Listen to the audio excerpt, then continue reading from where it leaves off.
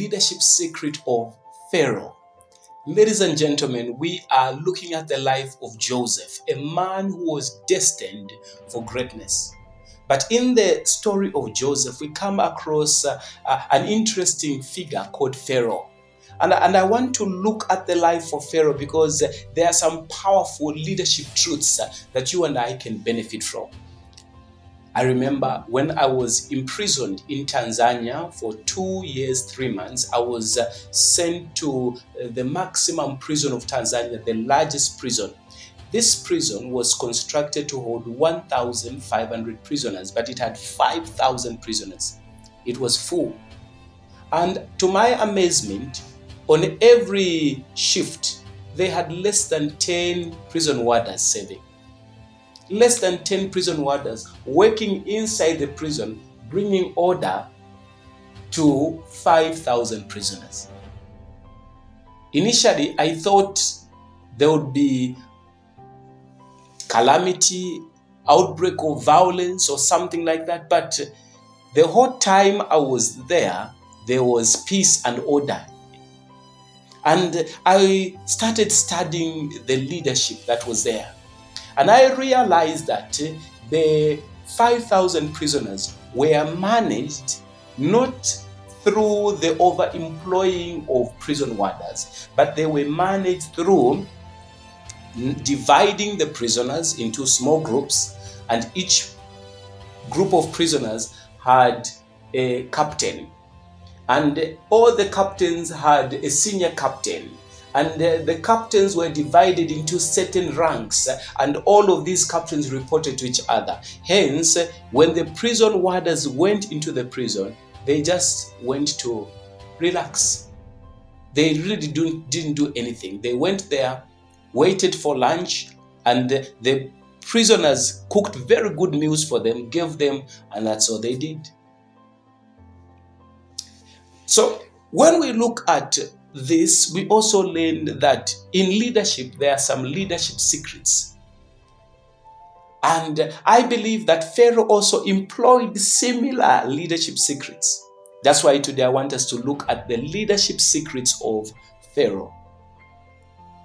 So, what are the secrets of Pharaoh's leadership?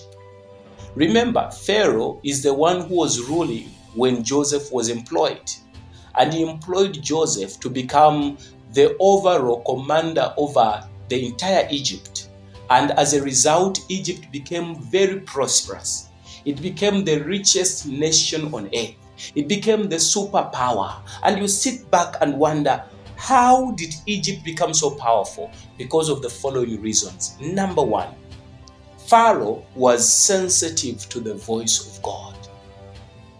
The Bible tells us that when Pharaoh had a dream, and then he had the dream for the second time, he was bothered. He was concerned. He was worried. He wanted to know the meaning of the dream. And when he came to know the meaning of the dream, he wanted to do something about it to prevent the nation of Egypt from becoming impoverished. Hence, Pharaoh was sensitive to a voice that was higher than his own voice. He was sensitive to the voice of God. You see, one of the key leadership secrets is your ability to hear as a leader, your ability to listen as a leader, your ability to observe as a leader and hear the voice of God. Whatever career you are a leader in, you need to keep your ears open. You need to have your understanding open. You need to be objective and be able to see things that other people are not seeing. You see, the great thing about leaders hear more than average people. Leaders see more and beyond than average people. Leaders are people who are sensitive to the voice of the Lord. I want to encourage you to open your spiritual ears. Let the Lord speak to you. Let the Lord tell you what is going to happen tomorrow, what your company needs to do in order for it to rebrand, re-envision, in order for your company to scale. Ask the Lord for wisdom. Ask for wisdom. Number two, Pharaoh sought for solutions, and he was not proud. He was not conceited. He was not arrogant. You see, in as much as Pharaoh was Pharaoh, at other times other pharaohs were praised, they were worshipped. Other people said they were gods, but Pharaoh humbled himself. He said, I don't know. I had a dream, that's all I know. I don't know the meaning of the dream. I don't have the answers. I don't have the solution. I need help. Please bring to me the wisest men in all the nation. You see, whenever you are appointed as a leader, you have to be humble enough to admit that you don't know. You don't have all the answers. You don't have all the solutions. You don't know everything about the organization. You don't know. Great leaders know this divine secret. They don't have the solutions. You see, one of the greatness about being leadership, one of the great things about leadership is the ability to acknowledge when you don't know something. I was reading the story of one of the wealthiest men who had ever lived. This man is called Ford, the one who created the Ford vehicles, and he was able to mass sell them so that people around the world could afford to own and drive vehicles. At one time, he started making the Ford vehicles, and many people bought them, and he became very wealthy. There were some people, in particular lawyers, who were offended at his prosperity. They became jealous. They said, this man does not deserve all of this wealth because he's an ignorant man. He has never been to university. He has never studied for 7 years in universities like us. He's not as smart as we are. And they went on and on and on. So finally, they sued him. So in the courts of law, one lawyer stood up and started interrogating Ford. He asked him, do you know algebra? Do you know chemistry? Do you know biology? And they asked him different questions, and he failed miserably. When his time to defend himself came, Ford stood in the docket and said, you know, I don't need to know everything. I don't know chemistry. I don't know biology. I don't know all the other subjects. But one thing I know very well is the engine of a Ford car. If you blindfolded my eyes and asked me to fix or make an engine Ford, I will make it immediately. But if I needed to know something about accounting, I have a table that I press on my desk, and an accountant who's well qualified from some of the most prestigious universities will come, and he'll do my math. If I need a doctor, I'll press a key button on my table, and one of the best doctors will come. I don't need to know everything, but I have to master my field. What am I saying, ladies and gentlemen? As a leader, you don't know everything, but you have to be a master of leading your field. Number 3, Pharaoh did not allow racism, tribalism, hatred to limit his leadership. You see, the world now has become a global village. You find people from different ethnicities and backgrounds in everywhere. And one of the things that a wise leader does is a leader is not limited to the race or family or ethnic group. You see, when Pharaoh was leading Egypt, he got to a point where he had the dream. He asked for people to interpret the dream from his countrymen, and all of them failed. And then a foreigner, an Israelite by the name of Joseph, came in and solved the problem immediately. And when Pharaoh sat down and started thinking, he came up with a proposition. He said, this man is the one who's wise enough to implement and lead us. And immediately he appointed Joseph to be the leader of the whole nation. If it were other leaders, they would have said, no, this one is not an Egyptian. He's not one of us. There is no way we are going to allow him to lead us. But Pharaoh ruled out all of those objections. And he says, I'm not interested in the color of your skin. I'm interested in your ability to deliver. I'm not interested which family you come from. I'm interested in your wisdom. I'm not interested in the eloquence of your English. I'm interested in your ability to deliver. And he immediately appointed Joseph. Great leaders are not limited by racism.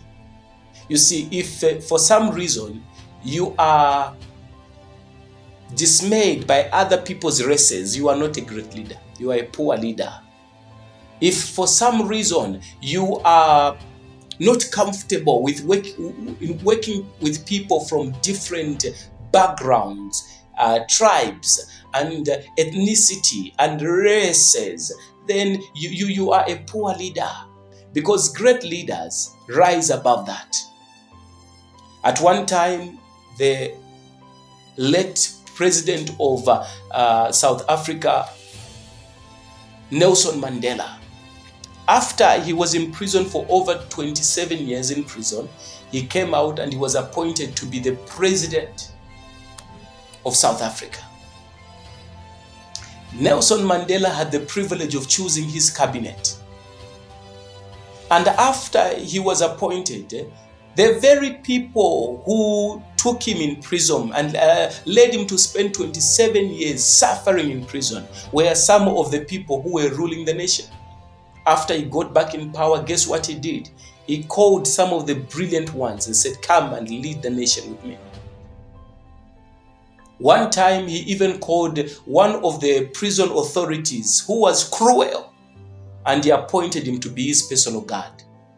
Why? Because Nelson Mandela rose above racism. And today we remember his name. And we remember how he led the nation of South Africa at a critical time when it needed unity. Why? Because he rose above racism.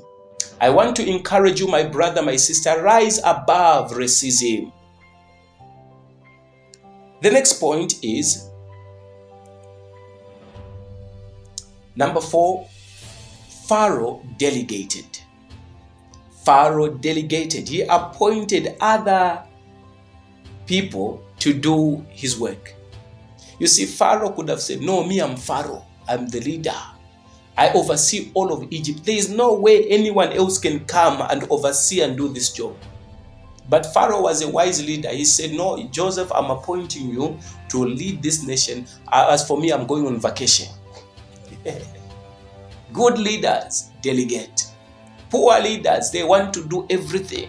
They want to do all the tasks. Even though they are going to do them poorly, as long as it's them doing it, it's okay.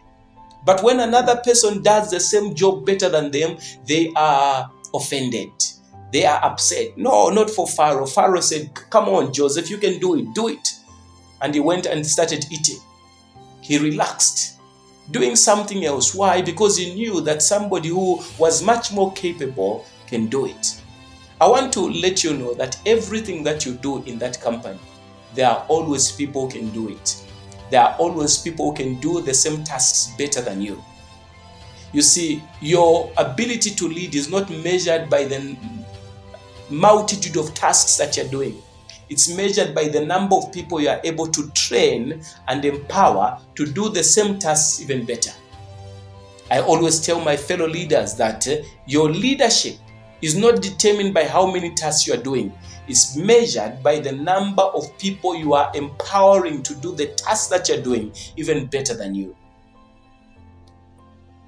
The next lesson we learn from Pharaoh is he listened to Joseph's wise counsel.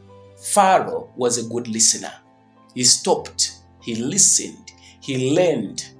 You see, when we talk about leadership, great leaders don't do everything themselves. They are people who always delegate and they listen. They are not experts at everything. They appoint people who are specialized in different fields and they rely on those people to lead. Many times when you look at a president of a nation, you think, oh, we are being led by President so and so. True, but not really true. Why? Because every president depends on specialized people to lead. And every president can only lead as far as the counsel he's receiving from the specialized people. That's why it is important in life that we surround ourselves with wise people, genuine people, men and women who have got good intentions at heart. Potiphar surrounded himself with Joseph and he listened to his counsel. As a leader, be humble. Create sufficient time in your daily schedule to receive counsel, to listen to people, to receive counsel. As I continue leading the ministry that I'm leading, I remember at one time I went to our eldership meeting. In the eldership meeting, there was a serious issue that we needed to attend to as elders. So somebody, after presenting the problem, quickly pointed to me and said, "Pastor, tell us, what do you think?" And then another elder jumped in and said, "Oh, hold on. Please, in as much as pastor is our pastor, let's not allow him to have the first say. Let all the other elders speak and share their wisdom, and let pastor be the one to share." That man wisely said that to protect me, because if I had been the first one to have spoken, I would have shared my ignorance, and that would have led us into more problems. But guess what? After listening to all the elders, after every elder spoke, I gained more wisdom, more knowledge, more information, more wisdom. And by the time my turn came to say, I had a brilliant solution. And guess where that came from? From listening to the other leaders. When you are a leader, be the last one to say, the last one to speak, but be the first one to listen, and listen very well. And because of that reason, you cannot afford to be a leader who sleeps in meetings. And when your leader is too old to be awake in meetings, it's time for you to replace that leader. Let's move forward. Potiphar sought and employed people who had the Holy Spirit. When the time for Potiphar to employ Joseph came, he asked his officials, he said, "Can we find anyone like this man, one in whom the Spirit of God is?" Potiphar, when employing people, looked for not just the face of the person, but he looked deeper to see the spirit that the person carried. Every person has a spirit. And some people's spirits can be seen. They are ruled and led by a spirit of drunkenness. Some people are ruled and led by a spirit of greed. They are always looking for things they can steal. There are some people who are ruled and led by the spirit of violence. Every time they want to fight, even where there is no need to fight, they want to raise contention. But when he looked at Joseph, he saw something else. He saw peace. He saw care. He saw gentleness. And through that, he was able to see this is only as a result of the Spirit of God. I want to encourage you, ladies and gentlemen, that whenever you're choosing friends, whenever you're choosing a workplace, whenever you're choosing people that are going to work in your company, watch out for the spirits they carry. Watch out. At one time, I was amazed. I was watching a documentary, and then in this documentary, they brought about a very beautiful lady. The girl was on point. Her skin color was on point. The way she dressed was on point. She was beautiful in every essence. When that young lady started speaking, I quickly came to learn that she was a witch. She was a witch, and she carried the spirit of a witch, very manipulative, very wicked, and the words that came out of her were horrible. I was alarmed. Ladies and gentlemen, do not be deceived by what you see. Check out the spirit as well. The next one is Pharaoh blessed people who served him well. Pharaoh was not a greedy man. He was a man who made sure that if somebody was serving him, that man or woman was blessed. The Bible tells us that when Pharaoh started serving Joseph, when Joseph started serving Pharaoh, Pharaoh blessed Joseph to a point where Joseph was made the most powerful man in Egypt. In other words, if you started looking at the salaries of all the people who were hired in Egypt, the biggest, the fattest, the most handsome salary went to Joseph, the foreigner. Wow. At one time, I heard of an argument that broke out in a certain company. The previous CEO, the tenure expired, and they were looking for a new CEO. So a certain man came, and this man in particular was a foreigner with a different skin color. And he went and presented his CV. And the man started talking to the company, and he also gave them a strategic plan on how he would work. And when he presented the strategic plan, the man was going to make more money than the company had ever made. He was going to make 5 times more income than the previous CEO. And because he was giving the company more money, he said, no, I don't want the salary that you gave the previous CEO. I want you to give me twice as much. So finally, the man was asked to leave the interview room, and the interviewer started talking, and they were deliberating, and they were saying, how can we allow this man to come and get twice as much as the other one was given?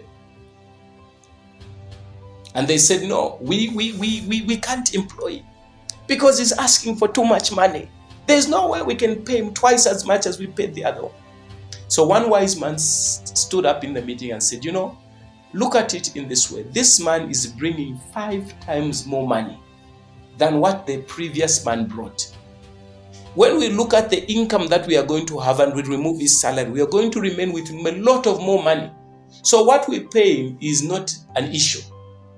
The issue is he able to deliver? You see, when Pharaoh employed Joseph, he did not look at what he was going to lose because of employing Joseph. He looked at what Joseph was going to bring into the country. And as a result of that, Pharaoh did not care if Joseph was paid the biggest salary. He did not care if Joseph was going to bring his entire village to live in Egypt. That was not an issue. He said, this man is going to give us more than what we're going to give him. So let's bring him in. Friends, you are destined for greatness. In as much as you are destined for greatness, God cannot lead you to that great level or status until you become a great leader. You see, you can't rise to greatness without great leadership. There are some leadership skills and principles that you have to carry along with you for you to rise. Learn these leadership secrets of Pharaoh. May they empower you to become a greater leader. God bless you.